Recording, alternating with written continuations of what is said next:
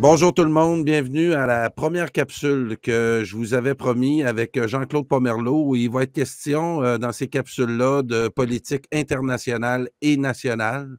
Et ce matin, en ce 18 juin à Chambly, à l'émission Brochu en direct, eh bien, je reçois Jean-Claude. Salut Jean-Claude. Salut, Carl.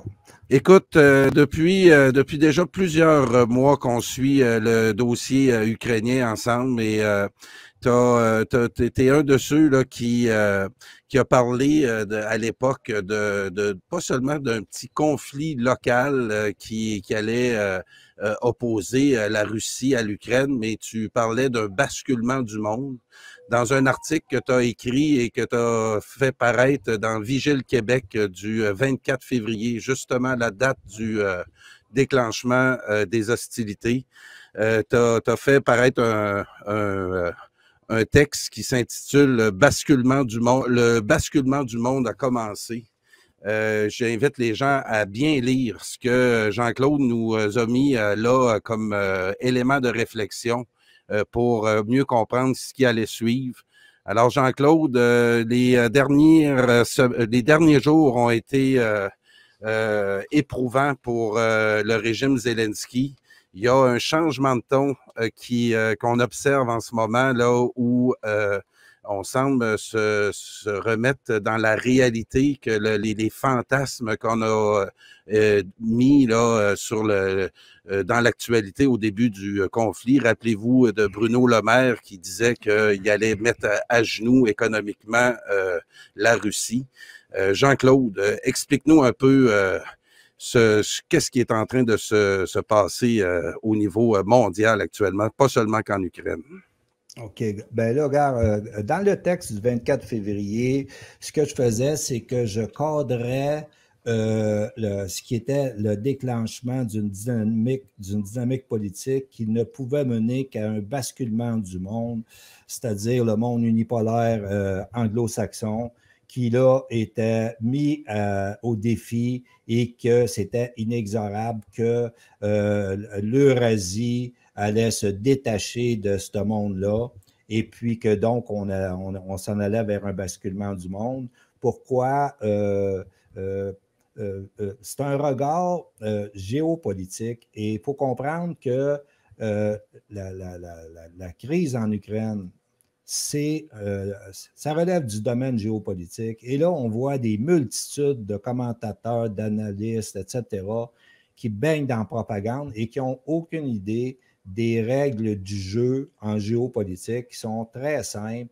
C'est les intérêts et les rapports de force. Et ça mène à des situations d'effectivité. Et donc, les rapports de force dans cette situation-là, concernant les deux volets, on comprend que les Américains, ce que je dis dans le texte, c'est que les Américains ont monté des opérations depuis 2014, depuis le coup d'État. Ils ont mis l'armée ukrainienne à niveau de l'OTAN et ils ont fourni les équipements, etc., les instructeurs. Et ils font le quartier général à l'OTAN directement sur ces opérations-là. Et il y avait un plan que j'ai publié dans ce texte-là du 24 février, le plan de l'armée ukrainienne qui était sur les lignes de contact, qui allait envahir le Donbass et là, faire un nettoyage ethnique pour aller jusqu'à la frontière russe. Bref, cette situation-là était connue des Russes et que c'était prévu, cette offensive-là, pour le début de mars, d'où l'entrée des Russes le 24 février. Et puis, à partir de là, les Américains, eux, c'était clair qu'ils voulaient amener les Russes dans cette situation-là pour les faire saigner militairement et que c'était le prétexte pour déclencher une guerre économique contre la Russie d'une ampleur inimaginable, OK, from hell, hein, des sanctions de l'enfer. Et donc, oui, on a deux volets qui ont évolué, c'est-à-dire le volet de la campagne militaire sur le terrain en Ukraine et et aussi le volet de la guerre économique. Alors donc, il y a toute la propagande qui, au départ, nous disait les Russes vont jamais prendre le contrôle du territoire en Ukraine. L'Ukraine, c'est trop grand. Poutine veut avaler toute l'Ukraine, etc., etc. Ils prenaient leur lubie pour de la réalité, tu comprends? Ils brossaient de la propagande autour de ça. Quand l'armée russe s'est retirée des environs de Kiev, ils ont dit « Ah, ils reculent à cause de la résistance héroïque, etc. » C'était le plan de fixer les forces, tout simplement, puis ramener les forces russes vers le Donbass, et l'objectif, c'est de ramasser le Donbass, le grand Donbass. Donc, puis là, Jean-Claude, de là, le titre de... Oui. Cette propagande-là, elle jouait aussi sur le volet de la guerre économique, c'est-à-dire, on a vu le rouble s'effondrer, puis Bruno Le Maire qui nous dit la Russie, on va l'amener à terre économiquement, etc., etc. Tu comprends? On baignait dans cette propagande-là, puis il n'y a personne, en tout cas dans les médias occidentaux, qui était prête à dire, ben regarde, un instant, les rapports de force militaire, on est à côté de la Russie. Non, l'Ukraine ne va pas survivre à cette confrontation-là. C'était plié d'avance. Okay? Ben oui, puis il y a environ encore 2 semaines, on parlait de la 6e vague des sanctions qui allait vraiment mettre un terme là, à l'économie russe. On était, il y a 2 semaines encore, dans ce fantasme-là.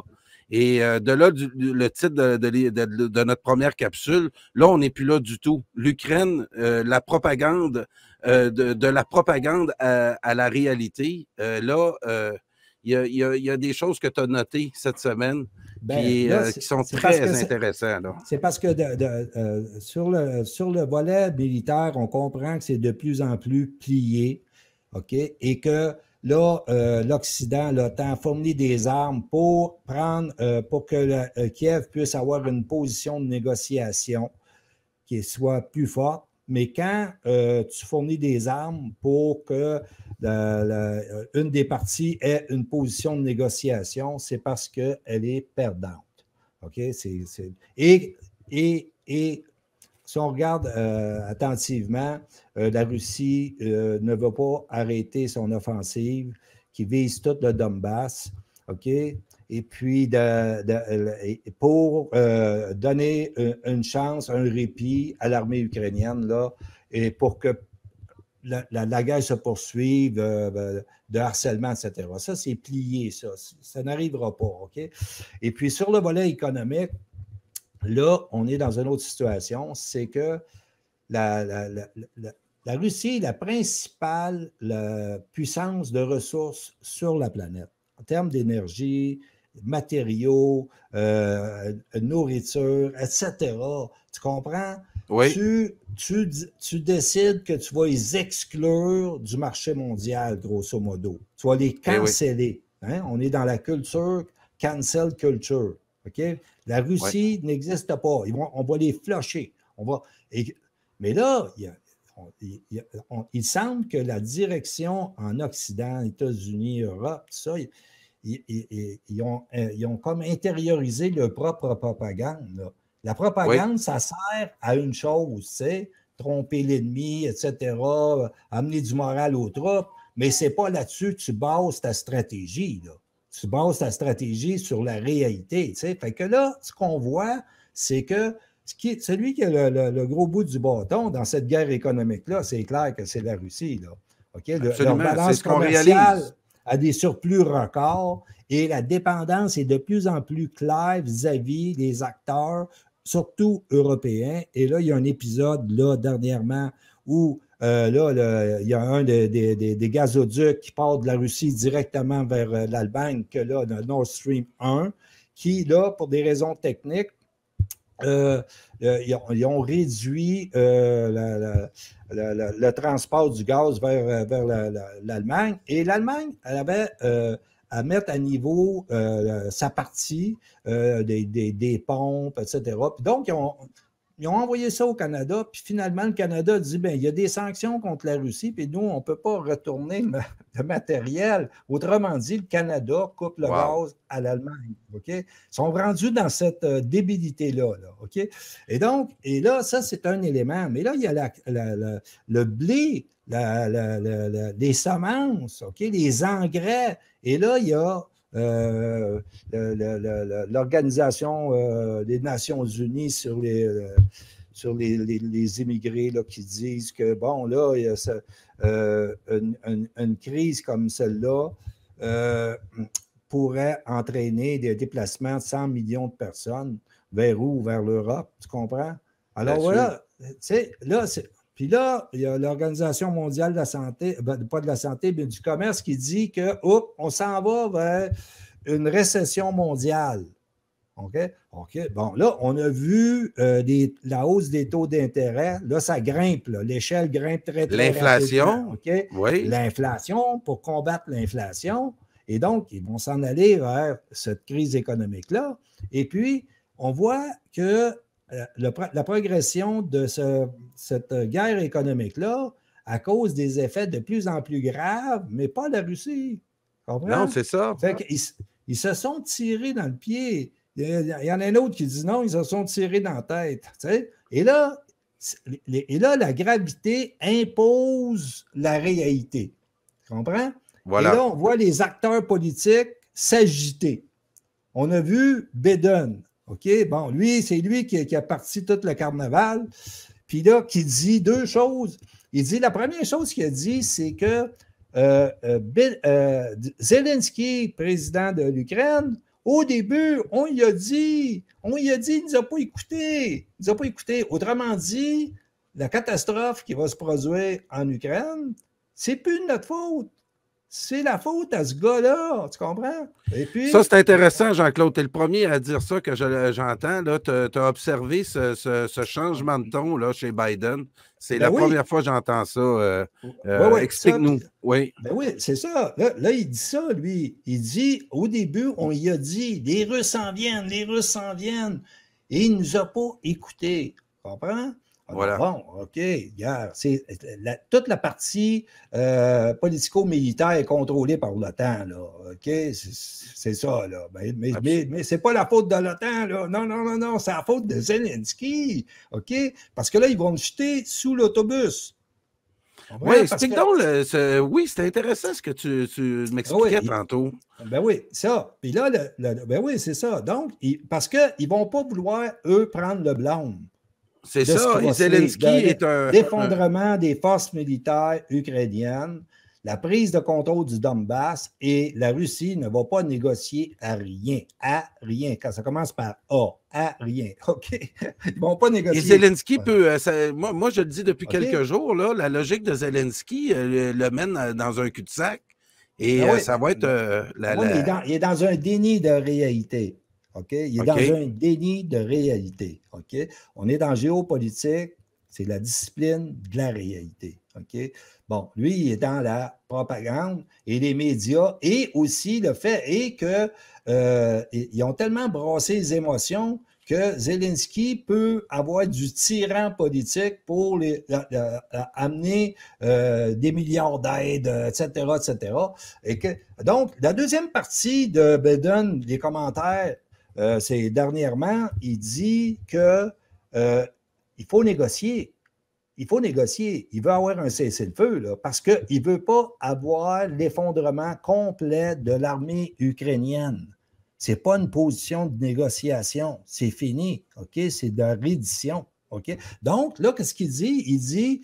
Il dit, Président Zelensky, who has refused to negotiate peace with Russia and declare a military victory as the only acceptable option. Autrement dit, il dénonce Zelensky qui ne veut pas négocier puis qui tient absolument à avoir une victoire totale sur la Russie, donc reprendre le Donbass et la Crimée.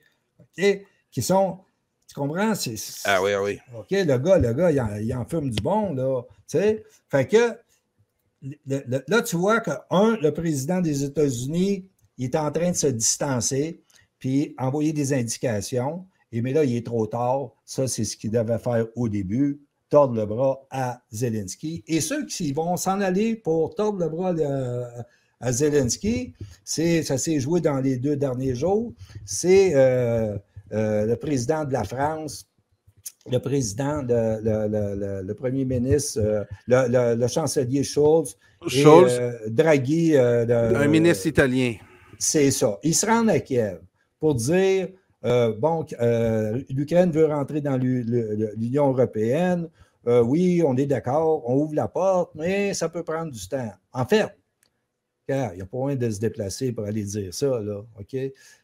Ce qu'ils ont fait, se sont déplacés, c'est que l'Italie, il y a un mois, a présenté un plan de sortie de crise. Présente-nous ce plan-là, puis parce que tu es le seul, encore une fois, Jean-Claude, qui dit ça. Je n'ai pas entendu ça nulle part. Ben oui, tu es le seul qui peut nous dire ça. Vas-y, c'est très intéressant. Si vous faites ça sur le moteur de recherche, l'Italie présente un plan de paix, vous allez voir apparaître, vous allez voir dans certains articles les points de ça. Les points de ça, c'était de geler le conflit. Geler le conflit pour avoir une discussion sur les territoires. Qu'est-ce qu'ils vont céder, les partis, etc. Et donc, l'idée là-dedans, c'est de permettre aux forces ukrainiennes de se recomposer, se regrouper, se réarmer, etc., pour poursuivre, tu comprends? Bien Et sûr. il n'y a pas là-dedans une concession de territoire. Tu sais? Et là, il parlait de revenir à les accords de Minsk qui avaient gelé le conflit en 2014-2015, mais que les conditions ils n'ont pas mis en place les conditions de l'accord pour sécuriser la population russophone, etc. Bref, ils n'ont rien fait, ils ont violé ils n'ont pas honoré leur signature, tu sais. Puis là, ils voudraient revenir là-dessus, mais c'est fini, OK? Les Russes sont dans une position de force, ils ont sacrifié des jeunes soldats, des milliers morts, blessés, et ils ne vont pas se retirer de là avec un compromis où ils cèdent le territoire à l'Ukraine. Ça n'arrivera pas, là. On comprend? Alors, non, puis selon ton analyse, là, c'est ce que Macron et les 2 autres ont été dire à Zelensky. Bien, logiquement, là, OK, ils se déplacent les 3 chefs d'État, les principaux de l'Europe. Là, okay? Là tu vois pas, tu n'as pas vu des Polonais là-dedans. Là. Non, effectivement. Non, des Finlandais, puis non, regarde, c'est le noyau, là, tu sais. Eux autres, là, les gros intérêts, là, OK? Et puis là, on devine que puis Macron avait déjà évoqué à Zelensky, il faut céder du territoire. Zelensky, c'était une conversation privée. Zelensky a sorti publiquement pour dénoncer Macron qui lui avait tordu le bras là-dessus. OK. Il a sorti publiquement. Et diplomatiquement, ça ne se fait pas, ça, Jean-Claude. Hein? Non, tu règles ça en coulisses. Tu ne règles pas ça. Tu n'es pas sur YouTube, là. Et donc, c'est pas un téléroman. La visite des 3 amigos, là, c'était une séance de tordage de bras. OK. Intéressant. Pour arriver à ça. OK. Et revenant de là, Macron nous dit que l'Europe, elle doit jouer un rôle. Tu comprends? Parce qu'il n'y avait pas. Il était les 3 avec le président du Conseil européen, je pense. Mais les Américains n'étaient pas là. Non. Les Américains n'étaient pas là. Là, c'est l'Europe qui, là, leurs intérêts, la réalité qui s'impose, c'est qu'ils sont en train de souffrir et ils voient les perspectives d'une crise qui va s'aggraver et que tous ces personnages-là, quand le monde va se révolter des conditions économiques, eux autres, ils sont visés comme étant les principaux responsables. Voilà. Parce qu'ils dirigent les États. Alors, voilà, c'est ça. Alors, donc, ils voient venir ça, puis là, ils sont pognés entre la pression américaine, la manipulation américaine et leur propre intérêt. C'est ce que je notais dans le texte du 24 février. Je dis, gars, ils sont pognés et puis ils vont avoir à faire des choix, à savoir, ils continuent à se soumettre au dictat américain ou ils rétablissent leur souveraineté. Hein? On va progresser avec ça. Et Ah puis, oui, ah oui. OK, là, on a ces gens-là. Maintenant, la situation, on comprend que la Russie n'est pas demandeur d'un compromis qui fera en sorte que les sanctions économiques seraient levées, puis que là, ils pourraient respirer, puis revenir à la table qui a été une place pour pouvoir discuter avec les grands. Là. On n'est pas là-dedans. OK? La Russie a fait son deuil de ça, OK? Et elle est ailleurs. Elle est tournée vers l'Eurasie. Et puis, il y a eu une déclaration de Lavrov, secrétaire aux Affaires étrangères, Oui. OK? Ministre des Affaires étrangères, excuse, et qui lui dit, il était dans une entrevue avec la BBC, OK? Puis il a dit que, parce que là, le journaliste l'interroge pour dire, à partir de ses propres valeurs anglo-saxonnes, qui sont supposées pour lui être universelles jusqu'aux confins de l'univers, là, OK? Oui. Là, oui. Non, c'est ça. Oui, là, oui. avec cette. Tu sais, je veux dire, si tu écoutes le narratif d'Hollywood, là, tu es dans le fin fond de l'univers. C'est dans le suprémacisme anglo-saxon, là, la supériorité morale, puis tout ça. Puis Lavrov, il dit, regarde, ça, c'est votre regard sur le monde. On n'en a rien à foutre. Wow. Il n'a pas dit, oui, mais on a une autre opinion. On dit, regarde, on n'en a rien à foutre. OK? C'est Lavrov, là. Ça, c'est un top diplomate. Il dit, on n'en a rien à foutre de votre regard sur le monde. On a notre propre regard. C'est fini. Et c'est là l'effet boomerang. Et oui, on ne veut pas réintégrer vos codes civilisationnels. Et donc, qui a le gros bout du bâton en ce moment, là? Oui, et c'est un conflit civilisationnel. OK? Ah, c'est ça que je disais dans le texte. La mondialisation néolibérale va se briser sur les bases continentales et civilisationnelles. Ouais? C'est ça qui est en jeu. C'est ça qui est en jeu. Et là, on peut voir à ce moment-là que ça annonçait un peu le discours du président Poutine.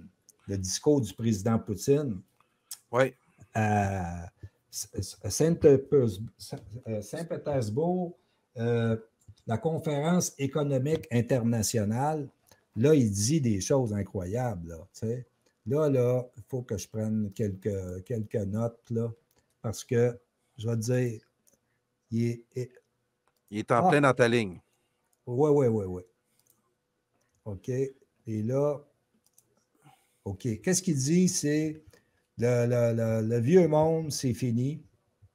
Et puis, les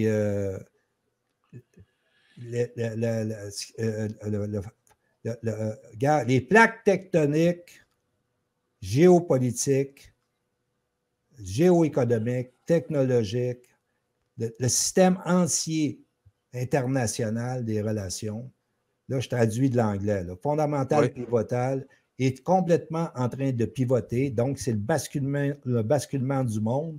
Et donc, le basculement du monde de mon texte, puis là, Poutine me confirme que je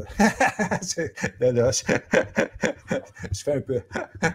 je fais une blague, là. Poutine est d'accord avec moi, OK? Non. Ah oui, il est en plein dans... Mais c'est intéressant. Il dit, gars, basculement du monde, là, OK? Puis il dit, c'est une erreur de penser que vous pouvez revenir en arrière. Autrement il y aura dit des concessions à faire. Autrement dit, il n'y a pas d'inconcession. Ça ne revient pas en arrière. Revenir en arrière voudrait dire il y a des négociations de paix, les sanctions économiques sont levées, puis il revient à la table qui a été une reconnaissance. Non. Il dit l'Union européenne a complètement perdu contact, perdu sa souveraineté politique. OK? L'Union européenne a complètement perdu sa souveraineté politique. C'est ça que je disais dans le texte là, du 24 février. Là. OK? Et puis, c'est mené par des élites bureaucratiques et qui dansent sur une musique d'un autre, qui est naturellement les Américains. OK? Eh oui. Il dit sont complètement divorcés de la réalité et ben, ils n'ont même plus de sens commun, tu comprends? Il dit que les pertes des sanctions économiques sur l'Occident dépassent maintenant 400 milliards. Il dit le détachement de cette réalité, OK, parce qu'ils baignent dans leur propagande, le déplacement, la déconnexion de la réalité va mener à la montée du populisme et des mouvements radicaux et des conséquences économiques très sérieuses, des dégradations, et puis qui pourraient faire que les élites en question soient renversées. T'en souviens quand ils voulaient renverser Poutine? OK. Oui. Ah oui, oui, oui, oui, oui. D'une journée à l'autre, on allait. Oui, la population Poutine, allait le mettre dehors. Ben oui, c'est ça. Poutine, il a dit que ceux qui mènent ce grand jeu-là en Ukraine, qui l'ont poussé l'Ukraine au sacrifice, ils n'ont rien à foutre de la vie de ces gens-là. OK? Il dit que busy looking for the OK. Il dit que tous les objectifs de l'opération militaire spéciale will be inconditionnellement atteint. Atteint. OK? Unconditionally achieved. OK? C'est ça. Là, je viens de te citer des lignes comme ça, traduction assez baroteuse, là, parce que je lis, puis je traduis, puis c'est pas mon métier, là. Mais c'est pour te dire que tu es exactement sur le cadre que moi, j'avais établi dans ce texte-là à partir de quelques règles élémentaires de géopolitique sur la situation et que dans ce texte-là, j'essayais de m'en tenir à des documents officiels comme les propositions de traité que la Russie a déposées au milieu de décembre. Et là, je voyais venir l'affaire parce que là-dedans, il disait, regarde, la menace s'éloigne de nos frontières ou bien c'est la solution militaro-technique. Voilà. Et donc, c'est comme il ne l'écoute pas. C'est comme si c'est un gars qui a trop bu à la brasserie puis qui dit n'importe quoi. Là, il n'existe pas. Il n'existe pas. Et la réalité de la Russie n'existe pas. Il n'existe que la propagande qu'eux croient puis qu'ils nous vendent mur à mur. Tu comprends? La plupart des gens écoutaient plus les commentateurs que ce que disait vraiment Vladimir Poutine, parce que tout ce qu'il disait était pourtant très bien ancré dans le réel. OK, gars, dans tous les médias, OK, particulièrement ici, là, mais ailleurs, je n'ai pas vu de lien qui menait aux deux propositions de traité de la Russie qui étaient fondamentales pour comprendre toute la suite. Absolument. Et moi, je les ai mis dans mon texte. C'est pas parce qu'il était dur à trouver, là. Non, c'est ça, en plus, Jean-Claude. Regarde, c'est ça. Ben oui, c'est pas des faits, des déclarations des acteurs, etc. Maintenant, nous, on s'intéresse plus particulièrement à la France. Oui, on va terminer avec ça, Jean-Claude. Oui, c'est ça. Donc, c'est le petit-fils de Gaulle. Là, c'est SOS de Gaulle pour nous emmener dans la réalité. Et il est sur la même page que Poutine. Sur la perte de la souveraineté des États européens, soumis complètement, premièrement, au fédéralisme européen, deuxièmement, à l'OTAN, qui est la machine de guerre américaine, qui les entraîne à la faute et au sacrifice dans ce scénario-là de débile complètement. Comment ils ont pu ignorer la suite de l'histoire, là? Tu comprends? Absolument. Bon, OK. Donc, lui, il dit que c'est ça. Il dit que la France doit redevenir souveraine pour avoir une voix qui porte et puis que les Occidentaux ont laissé faire Zelensky, ses oligarques et des groupes de militaires néo-nazis. S'enfermer dans une stratégie de guerre. Tu comprends? C'est méchant. Tu sais, tu te fais entraîner dans une histoire par quelqu'un qui a une proposition qui ne tient pas debout. Ça ne tient pas debout. Tu comprends? Tu ne vas pas aller déclencher un conflit ouvert, armé avec la Russie qui est à côté. Là. Tu sais, si tu me disais au Mexique, oui, OK, il y a quelques... Ben oui. OK, si les Américains débarquent au Mexique pour tasser une couple de Russes qui seraient là, oui, c'est ça le scénario. Mais là, c'est pas ça. Tu comprends? Alors, il faut revenir. Et puis, le message, c'est comme si tu entends son grand-père, là. Tu comprends? Oui, bien sûr. Ben oui, ben oui. Ben oui. C'est que je vais avoir ici ce qu'il dit, c'est qu'il y avait aussi Lopez Obrador qu'on n'a pas mentionné, mais qui lui dit la même affaire. Vous fournissez des armes, puis ils fournissent les morts.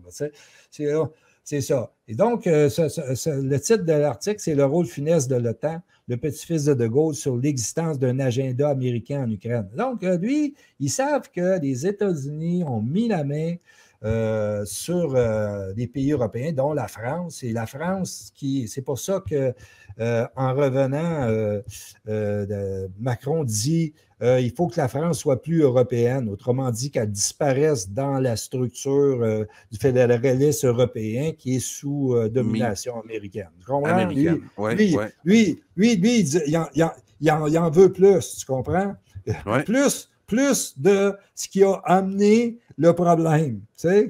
More of the same. OK? Là, ici, il dit, je viens ici pour affirmer, ça là, je parle de petit-fils de Gaulle, je viens ici pour affirmer haut et fort qu'il est dans l'intérêt de la France de garder de bonnes relations avec la Russie et de dire qu'il faut travailler ensemble en vue d'aider à l'union et la sécurité de notre continent, ainsi qu'à l'équilibre et au progrès de la paix. Je regrette que le gouvernement français se commette dans une soumission à l'OTAN, donc à la politique américaine. C'est-tu clair? Effectivement, Jean-Claude, puis regarde, je fais défiler une petite banderole en bas qu'on avait écrit dans les premières émissions qui dit « La diplomatie occidentale a produit des diplomates idéologiques déconnectés des intérêts de leur nation à plusieurs niveaux. Appréciation du contexte, appréciation de la situation, détermination d'objectifs praticables et réalisables en termes de temps. Bref, on est toujours dans cette analyse-là, toi et moi, pour qu'on réussisse à comprendre où on s'en va. Et merci de cette analyse-là, oui, pour terminer. Oui, pour terminer, c'est ce que je disais dans mon texte. Est-ce que, donc ça, je ne l'ai pas dit dans mon texte, on l'avait dit dans une émission, c'est est-ce que Poutine est en train là, de s'attaquer à l'OTAN? Ça, c'est sûr. Et puis, il va y avoir une autre phase où ça va être plus direct. OK? Ça, c'est une chose sur le volet militaire. On garde ça en réserve. Mais qu'est-ce qu'il fait? C'est qu'il force les Européens à se libérer de la tutelle américaine. C'est ça qu'il fait. Parce qu'ils vont souffrir tellement qu'ils vont être obligés de définir une politique à eux. Et quand le petit-fils de Gaulle disait « L'architecture de sécurité européenne doit être déterminée par les Européens », c'est ça qu'il fait. Donc, la question, c'est est-ce que Poutine va libérer l'Europe une deuxième fois, la première fois des nazis, puis la deuxième fois des Anglo-Américains avec une connotation nazie dedans, présentement. C'est ça la question de fond. Merci Jean-Claude, ça résume tout. Et à la semaine prochaine pour une autre capsule, la deuxième. C'était notre première ensemble. Merci beaucoup et à la semaine prochaine. À la semaine prochaine. Salut tout le monde. Bye. Bye.